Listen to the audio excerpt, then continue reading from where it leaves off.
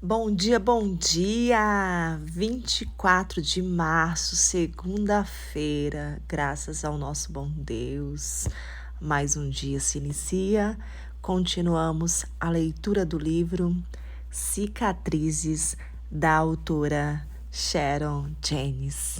Estamos no capítulo 5, parte 3, que diz o seguinte: a cura é um processo. A cura é um processo? Não sabemos quase nada a respeito do que aconteceu com os dois paralíticos depois que foram curados. Mas imagino que ambos aprenderam a apoiar-se nos dois pés, de maneira literal e figurada. A cura começa quando admitimos que a ferida precisa ser tratada. Uma lembrança dolorosa, uma amargura infeccionada, um coração sofrido. Em geral, a cura não ocorre imediatamente, mas ao longo de um processo de etapas e decisões. O Webster define processo como uma série de atos ou mudanças passando de um a outro, o método de manufaturar ou condicionar algo, um passo adiante, principalmente como parte de um avanço ou desenvolvimento. Uma de minhas palavras favoritas no Novo Testamento é imediatamente. Imediatamente, eles recuperaram a visão. Mateus 20, 34. Imediatamente, a lepra o deixou. Marcos 1, 42. Imediatamente, cessou sua hemorragia. Lucas 8, 44. Às vezes, Deus cura imediatamente. Às vezes, ele decide que devemos passar por um processo de cura em etapas. De uma forma ou outra, aprendi que ele se preocupa mais com o processo do que com o produto final. Eu prefiro, claro, o método imediatamente. Mas, na maioria das vezes, parece que caminho por vales e montanhas, como fez o personagem Afraide na obra clássica Pés como os da corça nos lugares altos. A boa notícia é que Jesus nunca encontrou alguém cuja enfermidade fosse maior que o seu poder de curá-la. Talvez você imagine que não haja cura para a sua enfermidade. Tranquilize-se, pois Jesus é especialista em transformar a morte em vida. Não importa quanto tempo a morte tenha durado. Na Bíblia, há 3 passagens que mencionam Jesus ressuscitando alguém. O filho da viúva de Naim, Lucas 7, 11, 17. A filha de Jairo, Lucas 8, 41, 56. E Lázaro, irmão de Marta e Maria, João 11, 1, 57. A filha de Jairo morrera poucas horas antes. O filho da viúva de Naim provavelmente morrera alguns dias antes. E Lázaro estava morto havia um bom tempo, pois seu corpo começava a decompor-se. Jesus não se preocupou com o tempo decorrido desde a morte, nem com o estado de decomposição do corpo. Bastou uma palavra dele e todos se levantaram. Da mesma forma, Deus pode restaurar e ressuscitar nossos sonhos, seja qual for o tempo de duração da dor de um ferimento aparentemente fatal na alma. Ele pode até mesmo criar um exército enorme de uma pilha de ossos secos. Deus ordenou a Ezequiel que falasse ao montoado de ossos. Profetize a estes ossos e diga-lhes: ossos secos, ouçam a palavra do Senhor. Assim diz o soberano, o Senhor: a estes ossos farei um espírito entrar em vocês, e vocês terão vida. Porei tendões em vocês, e farei aparecer carne sobre vocês, e os cobrirei com pele.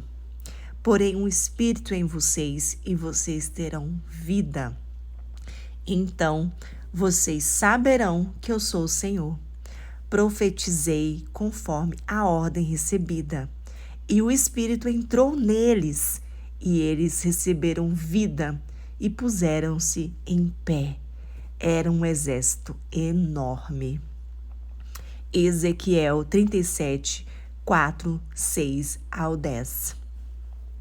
Se Deus é capaz de pegar uma pilha de ossos secos e transformá-los em um exército enorme, certamente é capaz de pegar as peças quebradas de nossa vida e transformar-nos em guerreiras poderosas para Ele.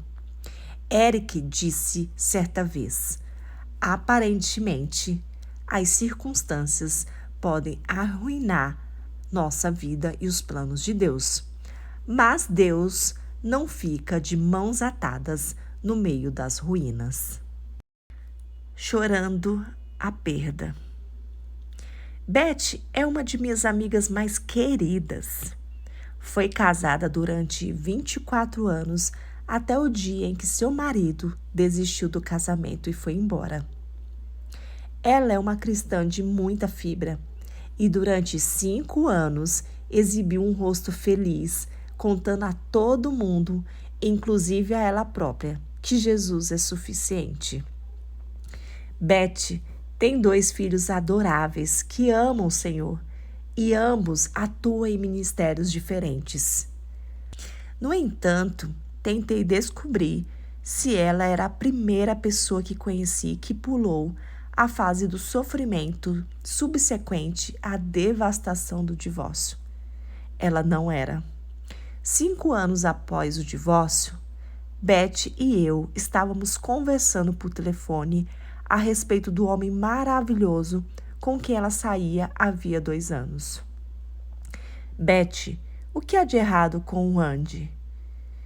Por que ele está demorando tanto a se decidir? Perguntei. Estou ansiosa por ouvir o tilintar dos sinos anunciando o casamento. Sharon, ela respondeu. Acho que o problema não é com Randy, é comigo. Fui casada durante 24 anos e, sinceramente, tenho dificuldade de confiar em alguém novamente. Sei que Randy não se parece nem um pouco com meu primeiro marido. Ele amava a esposa e ambos tinham um casamento incrível, centralizado em Cristo antes de ela morrer de câncer. Mas há alguma coisa errada comigo. Beth, acho que você nunca se permitiu chorar sua perda. Sei que seu marido a traiu no ponto mais nevrálgico de um casamento e a separação foi inevitável, mas houve perdas. Houve a perda de seus filhos por não terem tido o pai que mereciam, a perda de investir 24 anos em um homem que a atraiu e a perda do sonho de um casamento, do que ele poderia e deveria ter sido, do que Deus pretendia desde o início dos tempos. Beth está começando agora a chorar as muitas perdas que acompanharam o divórcio, e ela e os 2 filhos adultos estão no processo de libertação. No livro Sobre a Morte e o Morrer, de Elizabeth Kubler, menciona 5 estágios do sofrimento. Estágio 1, negação e isolamento. Estágio 2, ira. Estágio 3, barganha. Estágio 4, depressão. Estágio 5, aceitação. Para nós, Porém, que temos a vida ligada a Jesus Cristo, há o estágio 6, ressurreição. O sofrimento faz parte do processo de cura. Em meu caso, tive de chorar o fato de não ter tido a família que sempre almejei. Sofri porque não era a menina dos olhos de meu pai, porque não era amada incondicionalmente e porque não pude carregar meu segundo filho nos braços. O sofrimento após cada perda ajudou-me a esquecer. Mas, depois de um tempo, tive de parar de lamentar o que não mais existia e a alegrar-me com as bênçãos do que existe. Lembre-se, você não pode mudar o passado, mas pode mudar o que decidiu fazer com ele. Talvez você necessite chorar as perdas de sua vida. Aqui estão algumas perdas.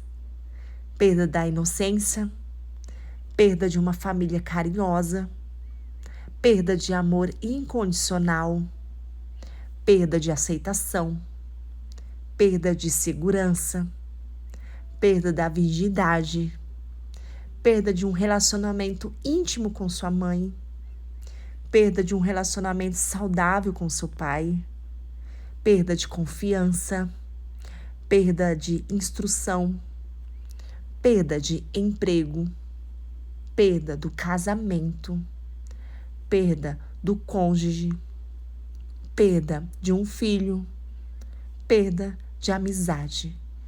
É bom chorar uma perda, mas chega um momento em que o choro termina e uma nova vida começa. Em Cânticos 2, 10 ao 12 diz: O meu amado falou e me disse: Levanta-se, minha querida, minha bela, e venha comigo. Veja, o inverno passou, acabaram-se as chuvas e já se foram. Aparecem flores na terra e chegou o tempo de cantar. Já se ouve em nossa terra o arrulhar dos pombos.